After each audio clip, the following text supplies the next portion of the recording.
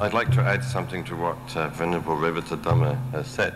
I'd like to add it not either as a Theravada or as a Mahayanist, but one who has studied and tried to appreciate both. As far as I have understood, the Mahayana's approach to the whole question of emptiness is more metaphysical. And as far as I have understood, the approach of the Theravada to the whole question of emptiness is more psychological. Which is why, as Venerable Revatadhamma has explained, very great importance is attached in the Theravada to the emptiness of self.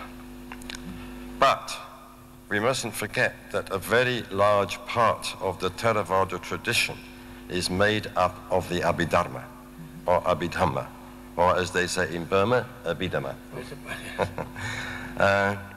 I would even say that the Abhidhamma, or Abhidharma, is one of the great neglected traditions of Buddhism in the West.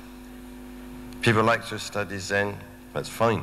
They like to study Vajrayana. They like perhaps to study the Pali Suttas. But who studies the Abhidhamma? Very, very few people. But I think that the Abhidharma is a very necessary study for all serious Buddhists. But what is the Abhidharma? One of the things that the Abhidharma does is to analyze the so-called self.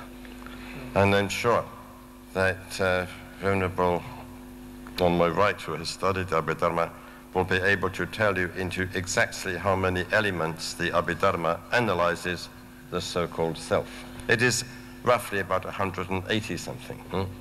And a lot of Theravada meditation consists in reviewing these elements to which the so-called self is reduced in the light of clear insight.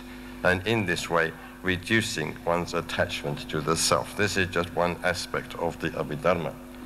So I think that it's sometimes a mistake for the ordinary Buddhist in the West to try to plunge straight away into the metaphysics of the Mahayana and the Mahayanistic teaching about shunyata. I think we would be on much safer ground if we did at least a little study of the Abhidharma first and then progressed to Mahayana metaphysics.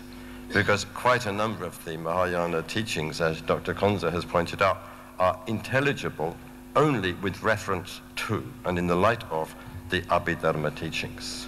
So yes, the Mahayana approaches emptiness, wisdom, and perhaps indirectly compassion, more metaphysically.